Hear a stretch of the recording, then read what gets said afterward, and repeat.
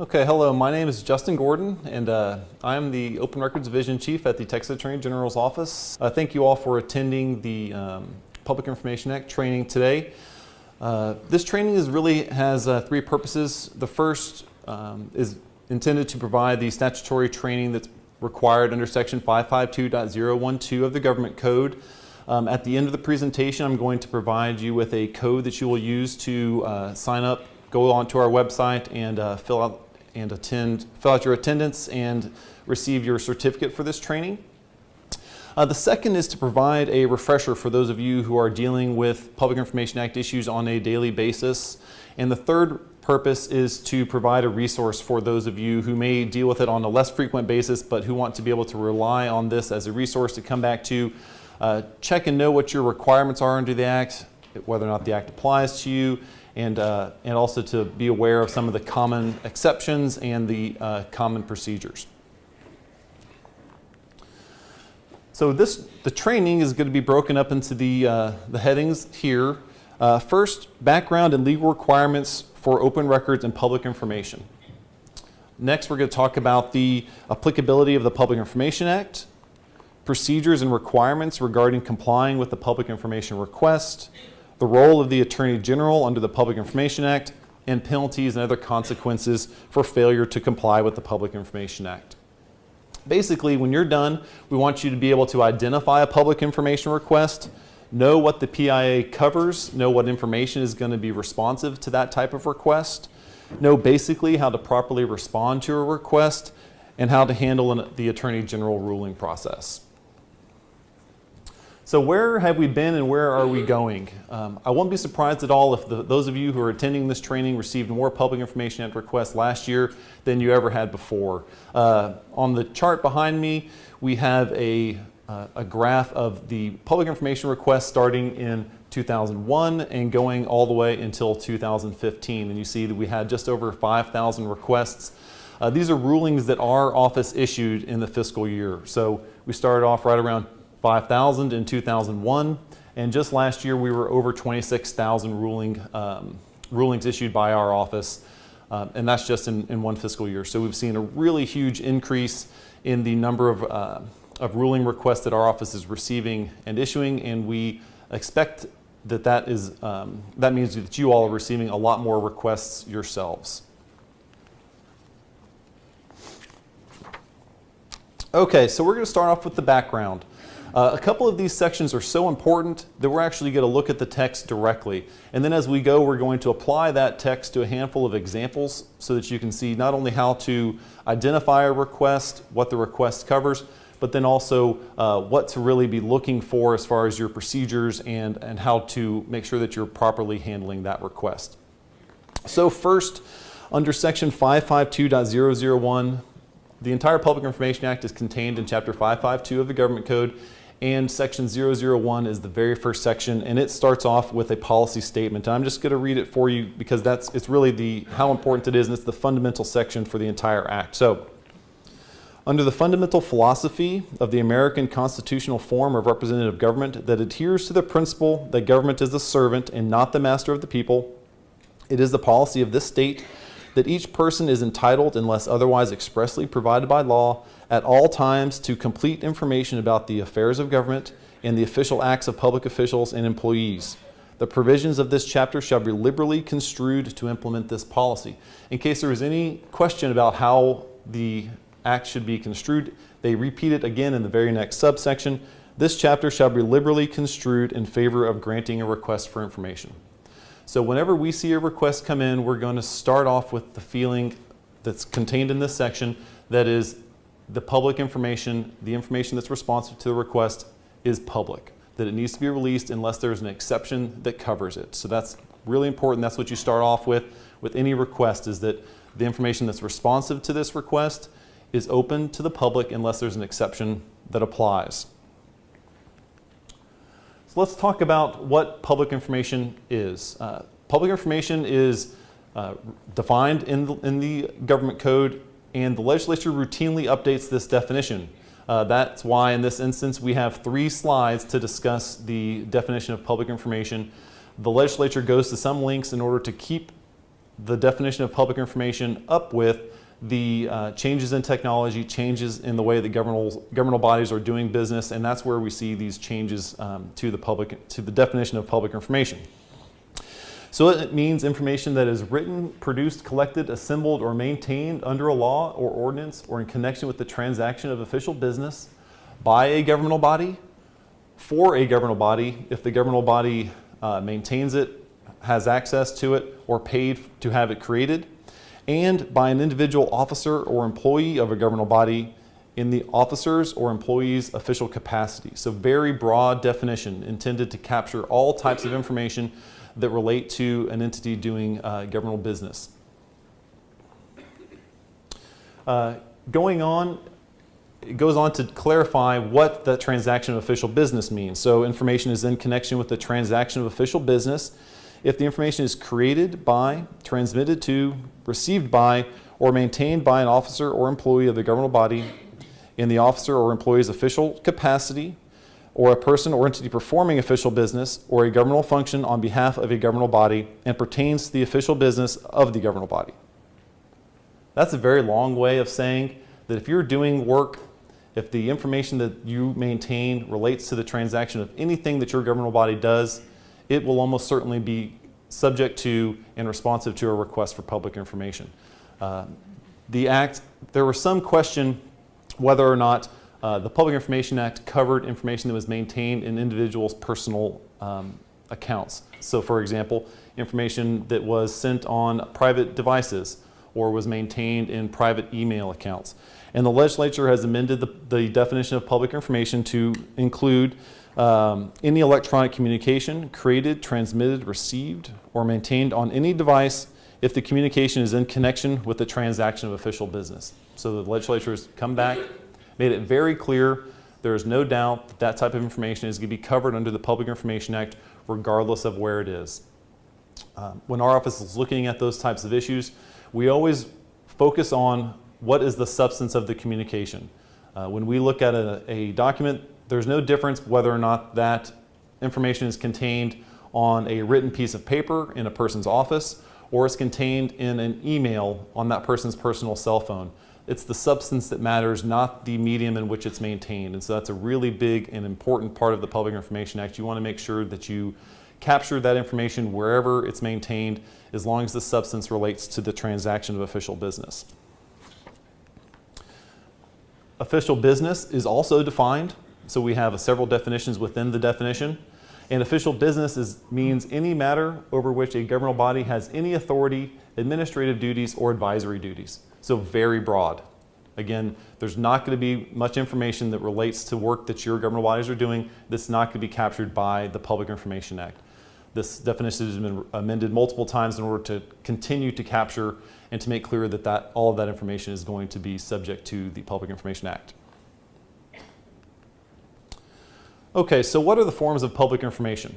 I've already listed a couple: paper, handwritten copies, things in emails. Those are all covered. So the Public Information Act includes a number of examples: paper, film, tape, magnetic, optical, or solid state storage. Again, there's no difference between a piece of paper and an email file that's contained on a computer or computer hard drive. And it's in any form, so audio or video recordings, photographs, maps, drawings, again, emails, internet postings, text messages, instant messages, or other electronic communications. These are the examples that we provide. This is not exhaustive. Anything, again, that you maintain related to the transaction of official business is going to be subject to the Public Information Act. So again, that's a really big and important focus that you keep an eye on and watch out for those types of records wherever they're maintained. Okay, if most of you who are attending this training, you're here because you are either a government official, you work for a governmental body, and so you know that the entity that you work for, that you represent, is a governmental body. But for requesters, it was important to identify the types of governmental bodies who are subject to the Public Information Act. And so the Public Information Act includes a laundry list of entities that are subject to the Public Information Act. And here they are.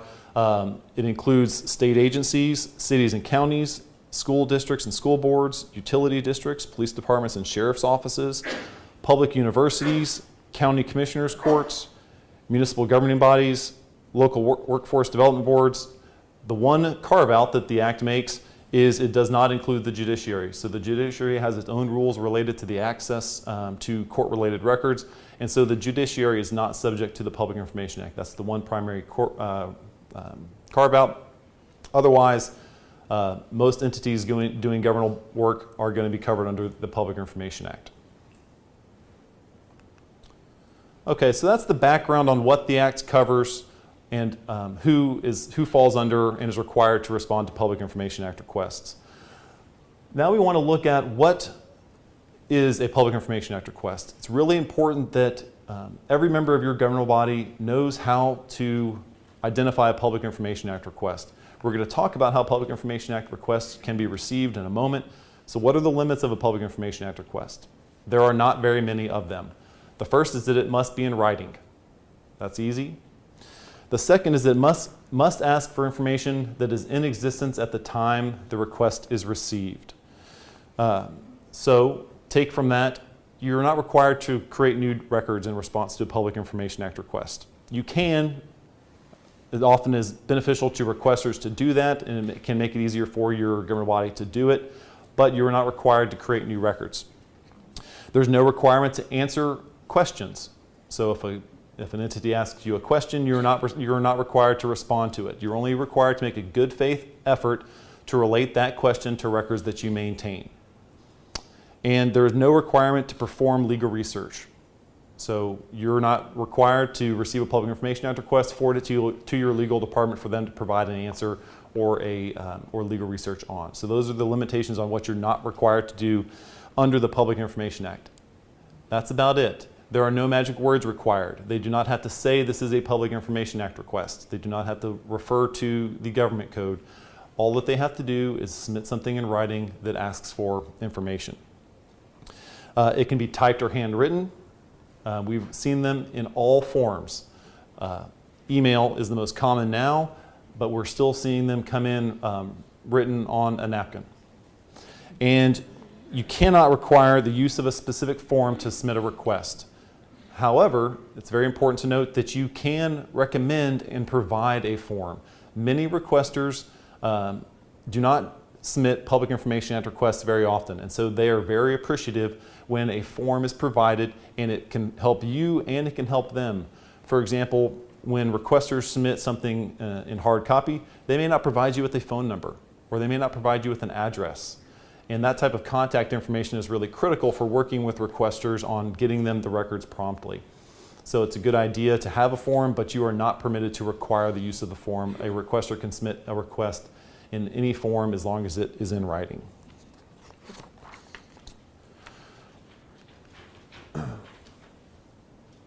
What if the request is unclear or unduly broad?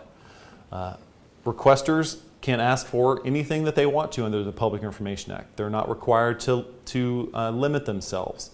But the Act does provide you with some tools in order to respond to a requester who's sought a voluminous or broad amount of information.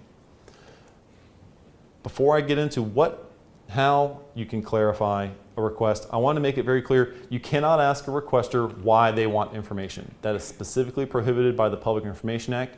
It doesn't matter why they want it, and you're not permitted to ask them why they want it. Some requesters will tell you, but you cannot ask them why they want the information. However, you can ask a requester to clarify a request or to narrow a request. It's a very important tool to have in your toolbox when working with requesters. Working with requesters is really the best thing that you can do in order to reduce the burden on a governmental body in responding to a public information request. When a broad request comes in, that requester may not realize how you maintain your records and may not realize how difficult it might be to obtain those records. May not realize that they may have to pay a fee to obtain them. And so reaching out and speaking with requesters directly by telephone, by email, really goes a long way in working through these issues under the Public Information Act. So if you take anything away from this other than the statutory training and those core elements that we're talking about, if you're a person who's dealing with requesters under the Public Information Act, really go out of your way to provide good customer service and go out of your way to reach out to them and contact them as early as you can in the process. getting working on those issues will really go a long way in handling these requests that are unduly broad or for large amounts of information. So you can reach out to and ask a requester to narrow or clarify. Some examples of ways to narrow or clarify a request. A requester may ask for, I would like all records related to a particular individual. Well, that person may have worked there for 20 years. So you can provide a time frame in order to narrow a request. Or they may ask for, I would like all information in a particular division. And that division may maintain millions of records. It's a good idea at that point to contact the requester and see if you can narrow or clarify the scope of that request to identify particular subject matters, along with dates or maybe particular people who may have worked on something in order to narrow that focus of records. When you clarify a request, if you clarify it in good faith, pursuant to a court decision, you receive updated deadlines. And so the 10-day deadlines that we're going to talk about and go through in just a moment, they restart when you receive the clarification. So that's also a very important tool. Again, you have to make sure that that request for clarification is made in good faith. If it is, then again, when you receive that clarification, your deadlines start over again and you pick right up where you left off. Okay, so pop quiz. I've given you guys some examples of requests. Don't worry, it won't be graded. We're going to go through sample requests and just want to give you an idea of what some of these requests look like, the common things that we'll see, and we can determine whether or not these are public information requests. So let's look at this first one. John Smith's personnel file pursuant to the U.S. Freedom of Information Act, the First Amendment of the U.S. Constitution, and open records laws of the European Union. So as a governmental body, governmental bodies in Texas are not subject to the Freedom of Information Act and they're not subject to the laws of the European Union, but does that matter with respect to making a Public Information Act request? No, it does not. All that's required is that it be in writing and it asks for information. And in this case, we've received it in writing and it's asking for a personnel file. So you're going to have a public information request there. Handwritten. I want all records involved in report number 225-436-96, signed Bob Scrawl and his address. Handwritten, looks like it might be on the napkin or at least written sideways. Is there any issue with this being a public information request? No, so this is a public information request. It's in writing and it's asking for information. So we have the act triggered here as well. Any and all documents pertaining to Jane Smith, including but not limited to communications sent or received by her in the past 5 years. So request is in writing, request is asking for information. We have a public information request here. This one though should put up a flag. This is asking for a lot of information, right? Presumably Jane Smith, if she had been there for 5 years, is going to have a large amount of communications that she sent in 5 years, and every record pertaining to her could be a voluminous amount of information. This is the type of request where you'd like to get on the phone or put together an email in order to respond to that requester and begin working on narrowing or clarifying that request. Because that requester may not realize that Jane Smith had been there for 20 years. That requester may just want to know what Jane Smith has been up to or want to see information pertaining to a particular file that occurred in the last month. And so you really want to reach out to the requester and clarify without asking why they want the information, but really trying to find out what they're seeking and see if you can narrow down and clarify that type of request. Any and all communications Jane Smith sends or receives over the next 30 days starting tomorrow. Is this a public information request? So this is in writing, it's asking for information, but this information doesn't exist yet. So you're not required to create information, but you're also not required to respond to a rolling request for this type of this type. So if a request seeks information that you maintain now, you have to respond to it. If it seeks information that you're going to create in the future, you're not required to respond to that. It might be a good idea to notify the requester that you're not required to respond to that type of request and to ask them to submit that request in the future and on an ongoing basis. But you're not required to respond to this type of rolling request. all of Jane Smith's evaluations because I'm considering going into business with her and would like to know about her personal background. Okay, so in this instance, the requester has told us why they want the information. Still a Public Information Act request? Yes. So in this instance, you have a request that's in writing and they're asking for Jane Smith's evaluations. This requester has told you why they want the information. They're not required to do that. You're not required to ask them why they want it, but it also doesn't matter why they want it.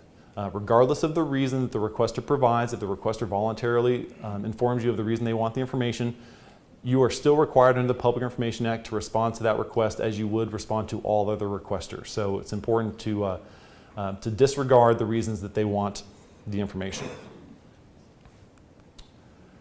Okay, so here's the last one. What are the legal requirements to appeal a court's ruling? Also, do you think I should appeal my case? You might want to answer the question, but you're not required to. You are certainly not required to perform legal research in response to the first request for legal research. That, again, that's a very clear example of a request for legal research. The second part of the request is a factual question asking you to provide an opinion. You are not required to provide an opinion, and it would be very unlikely that any government body would have documents responsive to that. So that's the type of example where you're going to have a request for to answer a factual question. Again, you are not required to do that under the Public Information Act. So what do you do when you receive a request? At the core of the Public Information Act, you promptly respond to it by providing the information to the requester. You can also permit the inspection of the information. So there are two options that requesters have. They can receive copies, or they can inspect the records. Those are important distinctions because there are very different procedures for inspection and for requesting copies that we'll talk a little bit about at the very end of the presentation. If you're not going to produce all of the information responsive to the request, then with very few limitations, you must ask the Attorney General's office for a decision and ask our office for permission to withhold that information from the requester. And how much time do you have to produce the information? The Public Information Act says promptly. Promptly is defined in the Public Information Act not in a number of days, but with a definition that really depends on the factual circumstances that are applicable to that governmental body. Specifically, it means as soon as possible under the circumstances, that is within a reasonable time without delay. That really depends on the circumstances for your governmental body and on the type of information requested. Let me give you a couple of examples. Governmental body receives a request, the Public Information Coordinator reviews the request, and the request is for a contract. And that contract just happens to have been requested last week, and the Public Information Coordinator has already reviewed it, released it, and it's sitting on the Public Information Coordinator's desk. Promptly, in that case, is going to be very, very soon, right? If the Public Information Coordinator receives a request for all emails sent or received by a named individual, and that named individual sent 5,000 emails that are responsive to the request, promptly means something different than it means when that contract is sitting right there on the desk. The biggest takeaway on what promptly means is it does not mean 10 business days. If a requester asks you how much time you have to respond to a request, it is critical that you do not respond to them by saying 10 business days. There's a misconception that promptly means 10 business days. 10 business days aligns with several procedures that are under the Public Information Act, including when you have to request a ruling from our office and when the last notice that you have to provide a requester on when records will be available. But promptly does not mean 10 business days. So really important takeaway. If you cannot produce the information within 10 business days, though, you are required to notify the requester. In your notice to the requester, you must state that the information is not available, and you must provide a date and hour at which time the information will be available. So again, promptly really depends on the facts specific to your governmental body at the time that you receive the request, along with the information that's responsive. But again, very important, promptness is key, and customer service goes a long way in working with requesters. Get those records out as quickly as you can, and you'll be in really good shape. How much time do you have to request a decision from the Attorney General? 10 business days. So within 10 business days of receiving a request, you must notify and request a ruling from our office that you wish to withhold the information. You must request that decision within 10 business days unless you have a previous determination that applies to the information. Any governmental body who's here has received a previous determination. We have two types of previous determinations. These come from an open records decision that our office issued in 2001. It's open records decision number 673. Type 1 is the most common. Again, any governmental body who's ever received a ruling from our office has a previous determination. Type 1 permits the withholding of a particular record by a particular governmental body, and that's in cases where our office has already ruled on that record. So if you have submitted a request for a ruling to our office, we've ruled on those records, you've received that ruling, you can withhold them under our determination. If a week later you receive another request for that exact same information, you can respond to that request without requesting a ruling from our office. You respond to it in accordance with the ruling that we had already issued, and you are permitted to do that unless the facts, law, circumstances with respect to that record have changed. To give you an example of how they could change. If you're withholding a record because it relates to a pending law enforcement file, and in between receiving the first request and the second request, that prosecution has concluded and the person was convicted. Okay? You no longer have a pending criminal case, you now have a concluded criminal case. So the law would have changed. So it's real important when you're relying on a previous determination of the type 1 variety that you ensure that the law, facts, and circumstances have not changed with respect to that determination. The second type of previous determination can be applicable to all governmental bodies or specific governmental bodies. It can apply to all governmental bodies of a certain type as designated, or it can be only applicable to one governmental body. It depends on how we issue it. It can be applicable to everyone or one person. Depends on how the decision is issued. And it's applicable to a precise, clearly delineated category of information or records. This is a lot easier if I provide you with an example. So ORD 684, which many of you may be familiar with, is a previous determination, the type 2 variety, that our office issued in 2009, and it permitted all governmental bodies in the state of Texas to withhold specified categories of information without requesting a ruling from our office.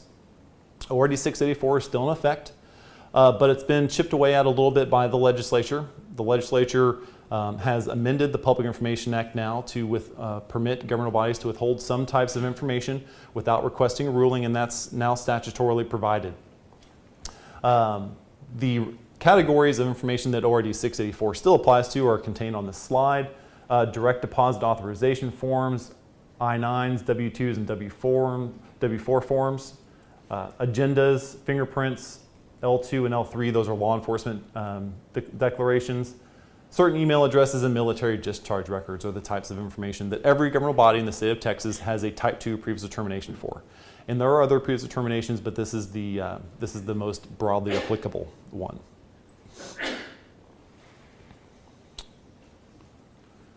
Okay, so let's move on and talk about those 10 to 15 day deadlines. First, we're going to talk about what you have to do within 10 days. Then we're going to talk about what you have to do within 15 days. And then we're going to go on to the very exciting component of the presentation, which talks about how to count to 10. Okay, so not later than the 10th business day, you must do these things. Very important. I'm going to walk through these.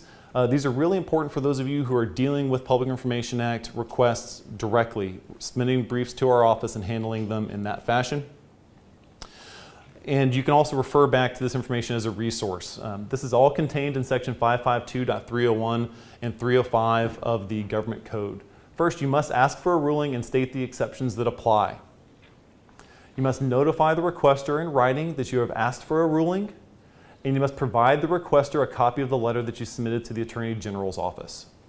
Those are the three requirements that you have to submit to our office and have to notify the requester. The fourth requirement is if there is any information that you have determined may implicate the privacy or proprietary interest of a third party, you must also notify those third parties by the 10th business day. So those are the requirements to comply with on the 10th business day. There are more requirements that come 5 days later on the 15th business day. You must submit the comments stating why the stated exceptions apply. You must submit a copy of the written request for information.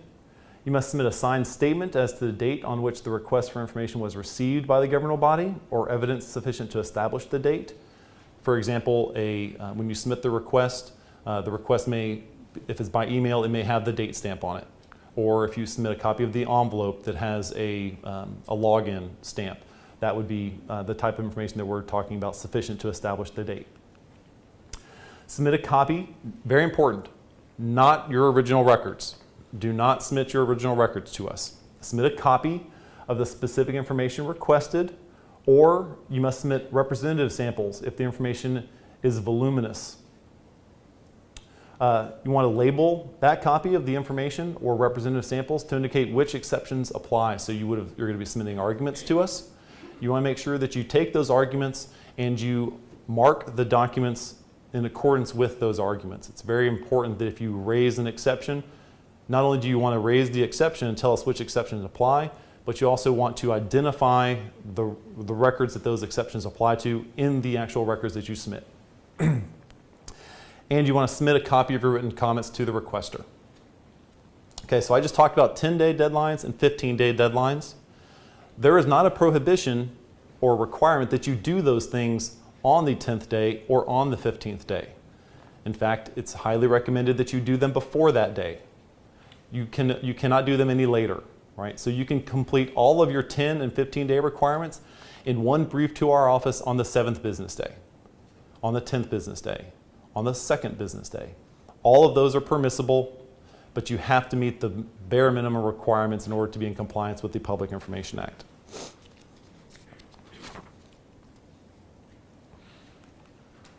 Okay, counting business days. Counting to 10, Public Information Act style. Start counting the next business day after receiving a written request. So you do not count the day it's received, you start counting on the next day. Received means when it is physically received, not when it is finally opened. Very important for emails. If your public information coordinator is the only person who is checking email requests, and your public information coordinator goes on vacation for 4 days and no one checks those requests while that person is gone, the deadline's been ticking the entire time since they were received. Okay, so it's very important to be routinely checking your fax box, your email box, your mail, obviously hand delivery, in order to make sure that you're calculating your deadlines correctly, because it is when it is actually physically received, not when it is opened. Really important, especially for emails. Saturdays, Sundays, and holidays do not count. Skeleton crew days do not count. If you're closed on a skeleton crew day, it's really important that you notify our office. Across the state, governmental bodies are closed for a number of reasons. And as we all know, living in Texas, the weather in Austin is not the weather in any other place in Texas. So if you're closed because of weather, let us know that you were closed because of weather. If you were closed for a holiday that only your city or your governmental body acknowledges, that's just fine. But you want to make sure that we know that, because every ruling that comes into our office, we check and we confirm that you've complied with your 10 and 15-day deadlines. And when we look at that, we count with the typical calendar, and we're not going to know every skeleton crew day, every holiday that every governmental body follows. So very important, if you're closed on any day during your calculation, that you notify us that you were closed on that day. Okay, so counting to 10 can be simple. Here we have a request that was received on the 2nd. We start counting the next day on Tuesday. We don't count the Saturdays and Sundays, and we end up on the 10th business day on the 16th. Really straightforward, really easy. Counting to 10 can also be tricky. So here we have a request that was received on the 18th. We have the business days counting normally until we get to the 24th, 25th, 26th, and 27th of December, all of which were closed for various reasons. Some for holidays, some for skeleton crew days, None of those count as when you're counting the 10 business day deadline. It's really important, though, that you let us know which of those days you were closed on. We're obviously not going to count Christmas Day, but we will want to know that you were not open on Christmas Eve or the day before Christmas Eve or the day after Christmas. Pick up the next week. We get to the fourth business day on the 30th. Notice the request came in on the 18th and we're still on the fourth business day all the way on the 30th. The 31st, half skeleton, half holiday. That means it's we don't count that as a day. Full holiday for New Year's Day, picking back up on the 2nd and all the way down to the 9th. So we had a request that was received on the 18th and 10 days later, for the Public Information Act purposes, is the 9th. So really important that you focus on counting those days correctly. It matters.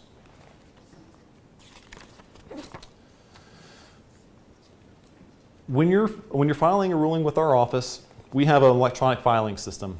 It's brand new. I shouldn't say it's brand new. It's relatively new. It's brand new in the Public Information Act world. It's only been around for a couple of years. It allows you to submit electronic filing under the Public Information Act that complies with all of your requirements. We put this is a picture from the website that we have. If you're not familiar with the electronic filing system, I really recommend, if you're a person who's submitting those requests to our office, that you become familiar with it. It's very handy. In most cases, it's going to be preferable to use mail or some type of other carrier because there is a fee attached with using the electronic filing system. But if you get to 9 or 10 o'clock on a Friday and your mail's gone and you're not able to handle or get a courier or any other type of delivery service to take your package, you can fall back on the electronic filing system to file something and make sure you get a ruling in and you hit your deadlines. So why have I been talking so much about these 10 to 15 day deadlines? It's because failure to comply with the deadlines has serious consequences. You're not going to miss your mandatory exceptions. You can never waive a mandatory exception. So for example, there is no deadline that you can violate that would require you to release a person's driver's license number, for example. That's confidential. You're not going to waive mandatory exceptions.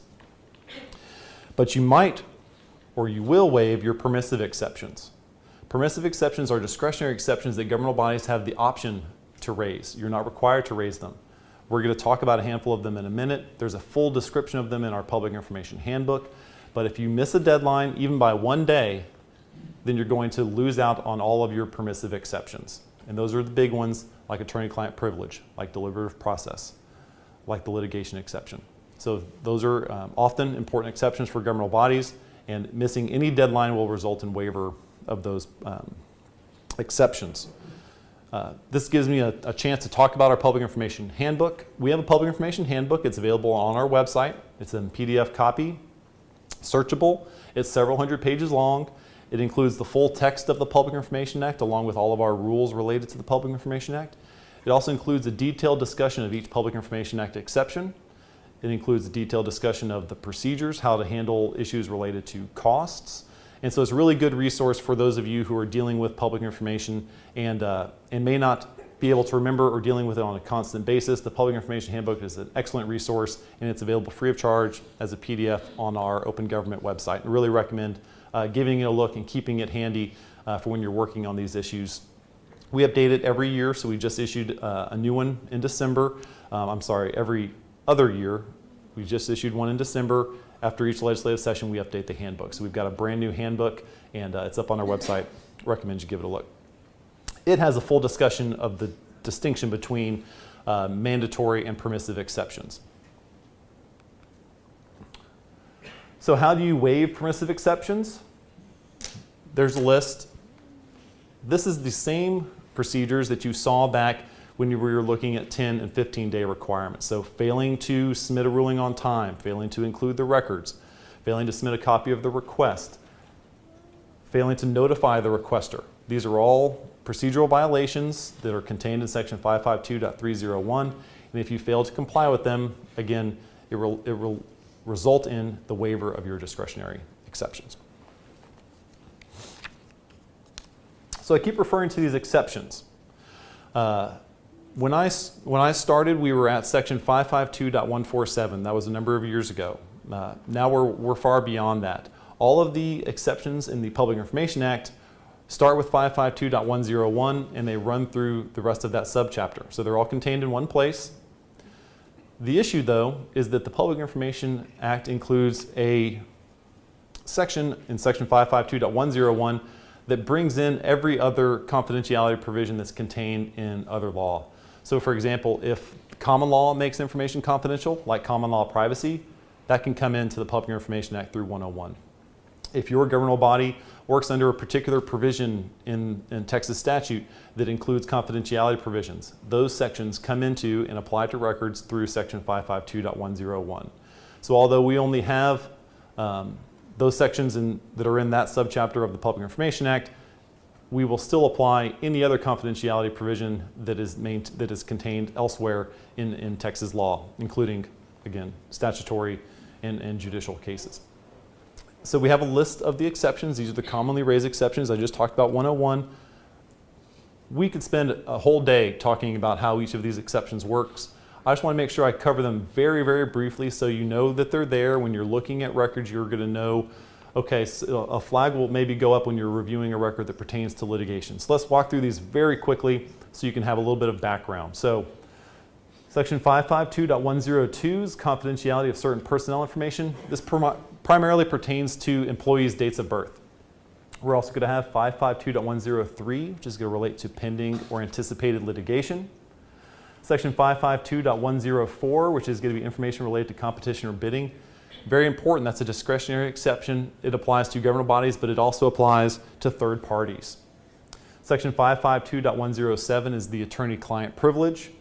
Section 552.108 pertains to law enforcement records, pending law enforcement investigations, open law enforcement investigations, or concluded law enforcement investigations that did not result in conviction or deferred adjudication. Those are the most common exception or most common records that are covered under that section. Section 552.110. This won't matter for governmental bodies because governmental bodies can't assert section 552.110. However, third parties can. And it's important that third parties are notified if their proprietary information is maintained in records. You're required to provide that notice to them within 10 days of receiving the request, and they are permitted to assert arguments to our office explaining how that section applies. Section 552.111, agency memoranda. This is deliberative process, advice, opinion, or recommendations on policymaking matters.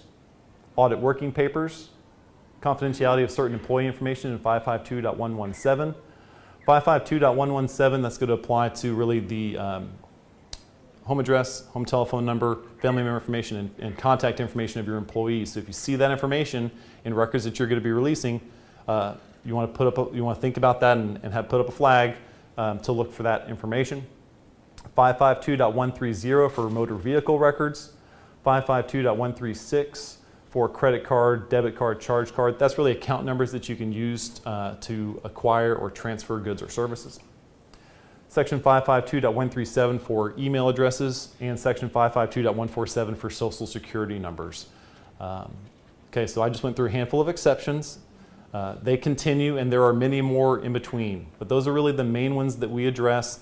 The exceptions that I just discussed, those would be a very large portion of the 27,000 rulings that we issue every year. So there are many more exceptions, but most of the rulings that we issue would be under one of those exceptions. Okay, so let's talk about core or super public information. Section 552.022 provides that certain categories of information are considered core public information or super public information. Why do we want to talk about this information? Well, remember back when I talked about prompt release of records? Requesters are going to expect that this type of information is going to be readily available and with very few exceptions is going to be released in response to a public information request. All of these categories are contained in section 552.022. There are a number of categories. The ones we see by far the most often are included in this presentation. The big one is 552.022A1. That covers completed reports, audits, and evaluations. but also the demographic information with respect to your employees, so name, sex, ethnicity, salary, title, and other information pertaining to employees. Information in an account, voucher, or contract, so contracts obviously are super public information. Working papers, research material, and information used to estimate the need for or expenditure of public funds or taxes on completion of an estimate. So if you do a budget estimate, if you're putting together a budget, that type of information is going to be covered under a super public category. Attorney fee bills are going to be covered under a super public category of information. So if your government body is using an outside counsel and you're receiving fee bills, then this type of information is going to be covered under Section 022. And information that's also contained in a public court record. So if publicly filed records, there are very few exceptions under which you would be permitted to withhold records that have already been filed with a court.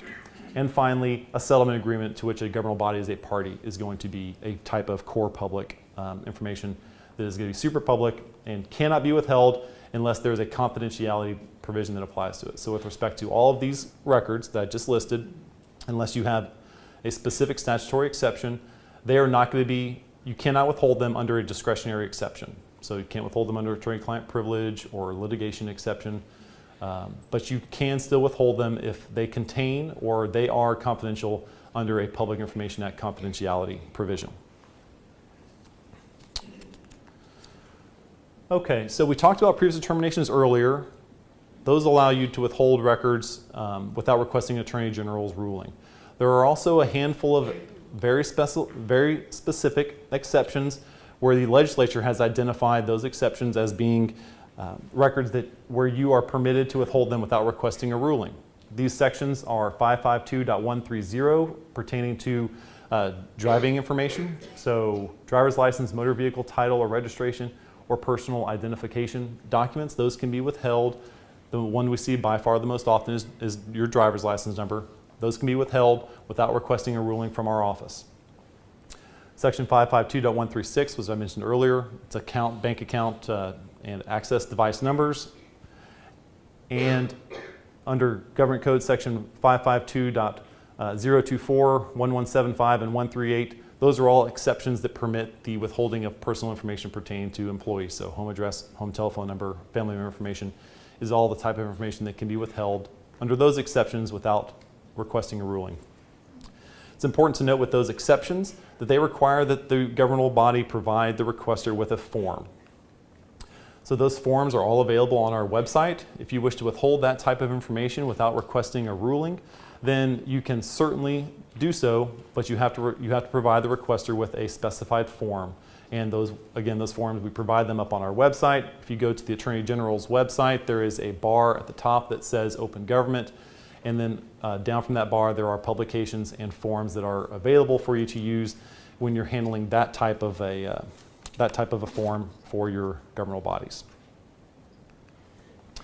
So let's do a real quick review of the process so far. When you receive when a governmental body receives a request, there's a presumption of openness. You're going to presume that it's open, and you're going to need a reason to withhold the records. So you're either going to promptly release the requested information, you're going to request a ruling from our office within 10 days, or you're going to withhold the information pursuant to a previous determination. On the two things on the left, either promptly releasing or withholding pursuant to a previous determination, that ends the process. You notify the requester and you go forward from there. If you request a ruling from our office, then we're going to issue a ruling within 45 business days. We're going to talk about that in a little bit more detail here in just a second. And then we're going to either tell you that the information must be withheld, that it may be withheld, or that it must be released. When a government body receives a ruling from our office, they must file suit for judicial review if they don't agree with it, or they must release the records. So that's the option when a ruling comes back that a governmental body does not agree with. A requester or a third party is also permitted to file suit if they disagree with the conclusion that's contained in a ruling. So after requesting a ruling, we're going to issue an informal letter. All of our informal letters are available on our website. They're all issued within 45 business days. or in very rare circumstances, we have the ability to get a 10-day extension and issue it within 55 business days. Once the ruling is issued, we are going to provide a copy of the ruling to the requester. We're going to send the ruling to the governmental body, and we are also at that point going to provide all of the records that were submitted to our office. We're going to provide those back to the governmental body who requested the ruling, and if information has to be withheld, then we're going to identify the information that may or must be withheld contained in the records that you provided to us. And again, all of those rulings are available online. So all 27,000 rulings that we sent out last year are up and available on our website. A governmental body cannot request reconsideration of a ruling. If a governmental body wishes to withhold information, then it must file suit within Travis County against the Attorney General's office within 30 days of receiving the ruling. That's how a governmental body goes about challenging a ruling. So really important to keep that in mind when you receive a ruling back. Okay, let's talk about civil remedies. Section 552.3215 of the Government Code is a very unique provision. It allows a requester to file a complaint regarding treatment under the Public Information Act, and it is a very rare circumstance because it actually requires a district attorney to provide a response to the person who files the complaint. So an individual who files a complaint under Section 3215 must receive a response, either explaining why no action will be taken, or that the district attorney will be filing a declaratory judgment or injunctive relief. There is also a writ of mandamus, which is much more common. So Section 552.321 provides for a right to file a writ of mandamus. A writ of mandamus can be filed by a requester at any time in the request process. It can be filed right after the request is received if the requester doesn't believe that the government body is promptly releasing the information. It can be filed while the ruling is pending at our office, and it can be filed after the ruling is received by the governmental body. So those are all time frames in which a writ of mandamus can be filed by a requester in order to obtain or compel a governmental body to comply with the Public Information Act, either to release records that were considered withheld or to respond to a public information request. Writs of mandamus are important. This part of the talking about the civil remedies is important because a governmental body can be subject to attorney's fees if the party who files a writ of mandamus prevails in the action. So very important. Governmental bodies do not want to be subject to attorney's fees. That's why it's very important to comply with the Public Information Act, make sure the requester is getting the response that they are guaranteed under the Act, and avoid this type of action. Okay, so let's talk about the criminal penalties. Very important. There are a handful of criminal penalties that are provided in the Public Information Act. The first is for failure or refusal to provide access to or copying of information. If a governmental body fails or refuses to give access to, permit copying, or provide copies of public information with criminal negligence, they're subject to a violation of this provision. It constitutes official misconduct. It's a misdemeanor offense, and the violator is subject to a fine of not more than $1,000 and or not more than 6 months in jail. So again, very serious consequences for failing to comply with the Public Information Act. There is also an affirmative defense for failure to provide access. If a governmental body fails to provide access because it reasonably relied on a court order, a court opinion, or an OAG decision, then it has an affirmative defense against prosecution for failure to provide information under Section 552.353. Those again are going to apply as well if you have a pending case that you filed in Travis County challenging a ruling, if you have an OAG ruling or decision that's up and pending with our office, or if you reasonably relied upon written instruction for the Officer for Public Information. Those apply if you're a government official. Okay, Section 552.351, which covers the destruction, removal, or alteration of public information. It's an offense if a person willfully destroys, mutilates, removes without permission as provided by this chapter, or alters public information. It's a fine not less than $25 or more than $4,000. and or county jail not less than 3 days or more than 3 months. It also is a misdemeanor offense. So again, very serious consequences. One thing that's important to note with respect to this section is if a government body receives a request, we're talking about governmental records, and many of these records are subject to retention schedules. Just like litigation, just like an audit, if a government body receives a public information request, those records really freeze and should not be disposed of until the public information request is, the whole process is completed. So that's where this provision really comes into play. It's important from the standpoint of retention that you review and make sure that those records aren't subject to a public information request because they must be maintained during that process. Okay, so we also have distribution or misuse of confidential information. A person commits an offense if they distribute information considered confidential under the terms of Chapter 552 of the Government Code. This is also official misconduct, so very serious offense if you're working for a governmental body, and a fine not more than $1,000 and or county jail of more than 6 months. So again, those are the 3 primary penalties under the Public Information Act. They all carry very serious consequences, and you want to be sure that you're complying with the Public Information Act in order to avoid those criminal penalties, not to mention the civil remedies that, that requesters and third parties have in responding to and handling issues with respect to a government body's handling of public information requests. During the 2019 legislative session, the Texas legislature made a number of significant changes to the Public Information Act. In response to these changes, our office is working on a new training video to be released later this year. However, while we're working on that training, there was one big change in the way requests are received that we want you to know about. Under the new law pertaining to requests, a person may make a written request for public information only by delivering the request to the Officer for Public Information or a person designated by that officer through one of the following methods: United States mail, electronic mail, hand delivery, or any other appropriate method approved by the governmental body. This law replaces the previous law, which specifically permitted requests to be received by facsimile.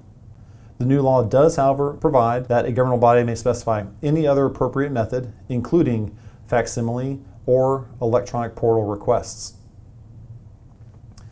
Under the new law, Section 552.234, governmental bodies may designate a mailing address or electronic mail address for receiving a request. If the governmental body properly posts these addresses, then the governmental body does not need to respond to a written request unless it is received at one of those designated addresses, by hand delivery, or by one of the other methods specifically approved by the governmental body. We're going to talk about costs under the Public Information Act very briefly. Public Information Act cost rules, cost statutes are very complex, and they really depend on a number of factual determinations that are unique to each circumstance.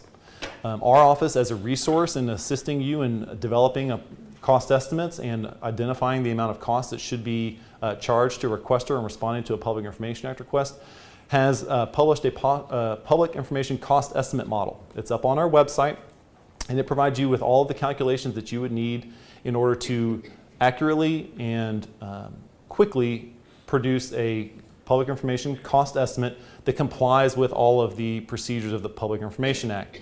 There are many of them, and violation of those procedures can result in the waiver of discretionary exceptions. And so it's very important that you comply with those procedures. And so we have the Public Information Cost Estimate Model that is available to help you with that. We also have 2 hotlines. We have the Open Government Hotline. The Open Government Hotline is available to all members of the public, to members of governmental bodies, requesters. Anyone who has a question under the Public Information Act can contact our Open Government Hotline. We have a local number and a 1-800 number. If you contact the hotline, you are going to receive assistance from an attorney who is an expert in the field. All of the hotline questions are left by message, and we will reply back to all of those questions, usually the same day that we receive the call, and you'll get to speak to a lawyer who's an expert on the Public Information Act. I talked about the complexity of those cost issues. We also have a cost hotline. The phone number is behind me. If you have a cost question and if you need issues resolved with respect to costs, whether a requester or a governmental body, you're permitted to contact the cost hotline. We have an attorney who is an expert who deals with these issues all day, every day, and they are available to help walk you through the procedures and the requirements in order to appropriately charge for access to records and to prepare accurate cost estimates. So those are really important and great resources that are available to members of the public and to governmental bodies who have questions with respect to the Public Information Act. Finally, we have our website. On our website, we have all of the materials that I've discussed so far, including links to the handbook, links to the forms, and a number of other pieces of guidance, including the Public Information Cost Estimate Model. Lots of resources there. Really recommend, if you're getting into this, to go and check out our website. It's going to provide you with lots of information that you're going to need in working through this. Finally, let me give you the code for completion of this course. Thank you all very much for attending. If you're a government official and you need to complete a certificate, remember that that certificate must be on file with your governmental body, and it's your responsibility to complete the certificate. That link is available on the training page on our Open Government website, and the code for this training is TXPIA921. That's TXPIA921. Go to that website, enter in the code along with your information in order to obtain your certificate. And again, thank you very much for coming and for attending our Open Government training today. Thank you.